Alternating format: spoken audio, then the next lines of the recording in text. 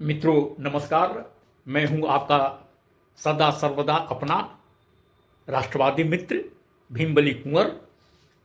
तो आप लोगों के सामने मैं मदन लाल ढींगरा के बारे में थोड़ा बहुत बताना चाहता हूं। मदन लाल ढींगरा एक क्रांतिकारी थे।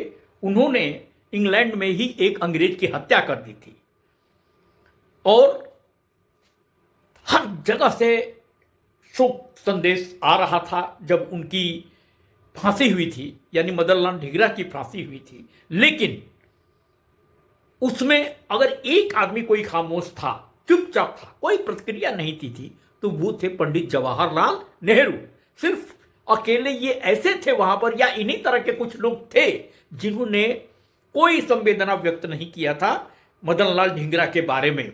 अब मैं मदन लाल ढींगरा के बारे में थोड़ा सा ये बताना चाहता हूं कि भारतवासियों के ऊपर अंग्रेजों के अत्याचार से दुखी होके, पीड़ित होके मदन लाल ढींगरा ने यह निश्चय कर लिया कि वो इसका बदला अवश्य लेंगे।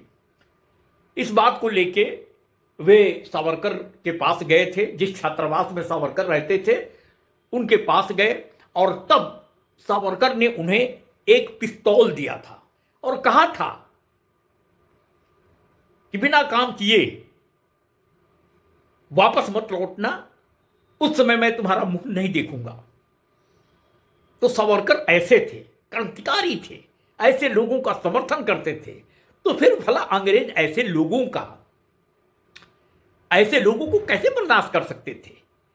और आपके सामने, हमारे सामने कांग्रेस के लोग किस तरह की बात रखते हैं। शर्म की बात है कि ऐसे महान क्रांतिकारी जिनसे इवन सुभाष चंद्र बोस ने प्रेरणा ग्रहण करके वो अपनी सेना उतारी थी, सेना बनाई थी, उस सावरकर के बारे में ये लोग इस तरह की बात करते हैं। ये बहुत दुखद है।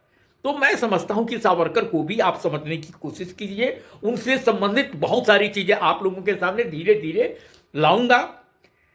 फिर मैं किसी दूसरे वीडियो में आप लोगों के सामने हाजिर हूंगा। तब तक के लिए मुझे इजाजत दीजिए। बहुत बहुत धन्यवाद। नमस्कार।